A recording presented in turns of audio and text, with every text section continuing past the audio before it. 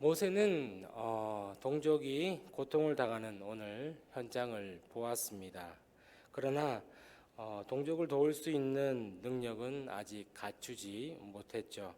하나님께서는 그러한 모세를 훈련시킴으로써 하나님의 백성을 섬기고 또한 이끄는 지도자의 길로 세우셨습니다. 하나님이 모세를 훈련시키는 방법과 그 과정을 통해서 모세가 어떠한 사람으로 빚어지는지를 오늘 말씀을 통해서 한번 살펴보고자 합니다. 첫 번째는 자기의 힘의 한계를 경험하게 됩니다. 모세는 동족을 사랑하고 그 고통에 공감할 수 있는 사람으로 성장을 했습니다. 그는 자기 동족이 억울하게 착취당하는 모습을 보면서 자기의 일처럼 울분을 갖기도 했습니다. 어느 날 애굽 사람이 히브리 사람을 괴롭히는 것을 보고 그 애굽 사람을 쳐 죽이고 땅에 묻는 일이 일어나 버렸죠. 모세는 동족의 문제를 해결해 보려는 의지가 있었던 것입니다. 그는 자신이 마음만 먹으면 동족을 위해 큰 일을 감당할 수 있으라는 그런 자신감을 가지고 있었던 것이죠. 또한 그는 애굽의 왕자로서 권력과 재력이 있었으며 아무 부족함 없이 자랐던 모세였습니다. 그런데 아무도 모를 것이라고 생각한 일이 그만 결국에는 탄로가 나고 말았죠. 그것도 동족에 의해 드러난 그들은 모세의 행위를 비난을 했습니다. 모세는 비로소 자신의 열정과 힘이 아무것도 아님을 깨닫게 되었던 것이죠. 이것이 하나님이 모세에게 실패를 경험하게 하신 이유입니다.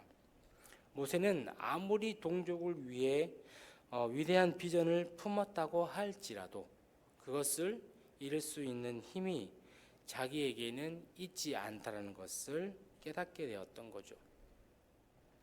하나님께서는 종종 하나님의 백성에게 모세와 같은 실패를 경험하게 하신다는 거예요. 실패를 맛본 사람이 고통을 가지고 만약 하나님께로 나아간다면 분명히 하나님께서 쓰임을 받을 수 있게 분명히 다시 한 번 더 우리에게 기회를 주신다는 거예요. 다시 우리는 그것을 기회를 얻게 된다는 것입니다. 하나님께서는 하나님이 인정하시는 참된 성공을 위해서 우리를 계속해서 변화시켜 준다는 거예요. 물론 우리가 인생을 살아가면서 여러 가지 많은 일들이 있습니다. 성공의 기쁨도 있을 것이고요, 실패의 경험도 있을 것입니다. 하지만 그 실패를 거듭나서 성공을 하게 하시는 분 또한 하나님께서 하신다는 거죠. 우리의 인생은 하나님께서 계획하시고 하나님께서 인도하신다는 것을 기억하시길 바랍니다. 오늘 모세도 마찬가지로 하나님께서 실패의 경험을 통해서 모세를 지도자로서 또한 쓰임받게 하나님께서는 계획을 하셨다는 거죠. 움직이셨다는 겁니다. 그래서 실패가 하나님이 마련하신 성공을 위한 훈련의 과정임을 오늘 우리 본문을 통해서 우리는 알 수가 있습니다. 그래서 모세는 자기의 힘을 한계를 경험하게 됐죠. 아무리 내가 좋은 환경 그리고 내가 모든 것을 가지고 있다고 할지라도 나의 힘으로는 할 수 없다는 것을 모세는 깨달았다는 것입니다. 그리고 두 번째는 참고 견디는 것을 배웠다는 거예요. 모세는 애굽 사람을 죽인 후 이제 발각이 된 후에 미디안 광야에서 양을 치는 목자로 살아야 했습니다. 그의 일은 척박한 땅을 다니면서 힘들게 노동을 하지 않으면 먹고 살 수 없는 어려운 삶으로 변해버리게 되죠. 그의 생활은 40년 동안이나 계속 지속이 됩니다. 양들은 각기 제 길로 돌아다니는 것이 특징이죠. 모세는 길 잃은 양을 찾으러 다니는 양들이 돌아오기를 기다리는 일들을 아마 반복해야 했을 것입니다. 하나님께서는 그 기간 동안 모세를 참고 또한 견디고 기다릴 줄 아는 사람이 되기를 원하셨던 거예요. 모세가 광야로 도망오게 된 이유를 다시 한번 우리가 생각해 보시길 바랍니다. 그는 불같은 성격이었어요. 자신의 분노를 절제하지도 못하고 결국 살인을 저질렀던 사람입니다. 만약 그러한 성격 그대로 하나님의 백성을 인도하는 일을 맡게 되었다면 과연 어떠한 일이 벌어졌을까요? 아마도 사람들은 계속해서 분열이 일어나고 갈등이 일어나고 근심과 걱정들이 많았을 것입니다. 물론 갈등도 일어나게 되죠. 그런 모세를 하나님께서는 이 광야에서 양을 치는 목자로 부르시고 또한 목자 되게 하시고 오랜 세월 동안 참고 기다리고 견디는 법을 배우게 하셨던 것입니다.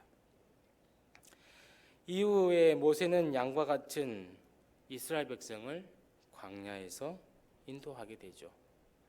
그때 그는 온 땅에 그와 같이 온유한 사람이 없다라는 평가를 받게 됩니다. 하나님께서는 이 광야라는 이 학교에서 다른 사람들을 도울 수 있는 지도자로 모세를 변화시켰다라는 거예요. 우리 앞에 놓인 고난도 우리를 인내와 온유의 사람으로 빚으시는 바로 하나님의 손길이 있다는 것입니다. 하나님의 손길이 있어야 된다는 거죠. 우리가 살아가면서 하나님의 손길 없이는 우리는 살아갈 수 없다는 거예요. 오늘 모세도 마찬가지입니다. 모세도 우리와 같은 인간이고 사람이었죠. 우리 또한 마찬가지입니다. 우리가 살아가면서 어려운 일도 있을 것이고요, 불행한 일도 있을 것이고 또한 억울함 당할 일도 있을 겁니다. 하지만 순간의 그런 감정을 인하여서 우리 인생을 망칠 수도 있다는 거죠.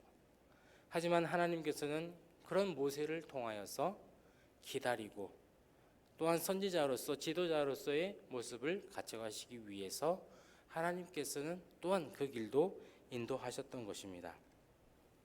말씀을 맺습니다. 하나님께서는 하나님의 백성을 실패와 이 고난이라는 이 시련의 장에서 훈련시킨다라는 거예요.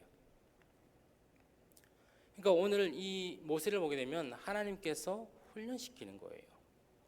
우리의 모난 성품이 다듬어져야 하나님이 우리를 사용할 수 있기 때문이죠. 그러니까 하나님께서는 우리를 사용할 수 있게끔 우리를 실패와 연단을 통해서 또한 아픔과 슬픔을 통해서 우리를 변화시켜 주시고 우리를 사용하시기 위해 우리를 고쳐주신다는 겁니다. 혹시 고난 중에 계십니까? 하나님께서 나를 빚어가는 중이라고 생각하고 감사하시길 바랍니다. 우리가 힘든 어려운 삶을 살아갈 때는 분명히 하나님께서 우리를 다시 사용하시기 위해 다시 우리를 빚어가는 그러한 중인 것을 우리는 깨닫고 하나님께 감사하며 찬양과 경배를 올려드려야 한다는 거죠. 용기를 내시기 바랍니다. 우리는 아무리 어려운 일이 있다 할지라도 우리는 하나님을 의지하고 하나님을 바라보면서 나아가야 한다는 것입니다.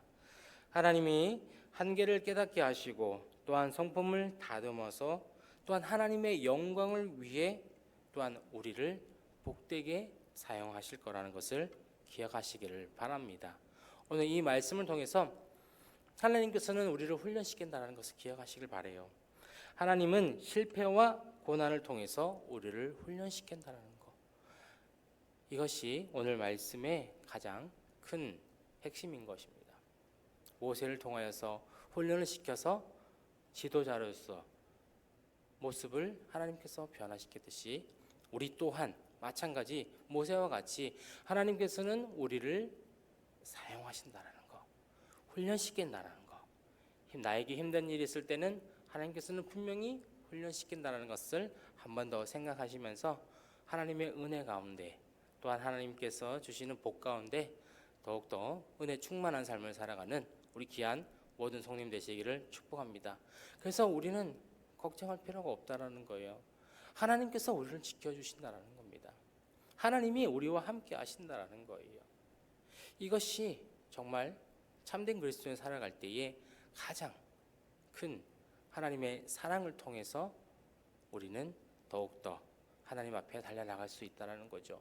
하나님과 관계가 멀어지지 않고 오로지 하나님 한 분을 의지하며 나의 삶 속에 하나님을 찬양하며 또한 하나님을 더욱더 기억하며 또 하나님의 은혜를 더욱더 받으면서 살아갈 수 있는 우리 귀한 주님의 성도님 되시기를 축복합니다.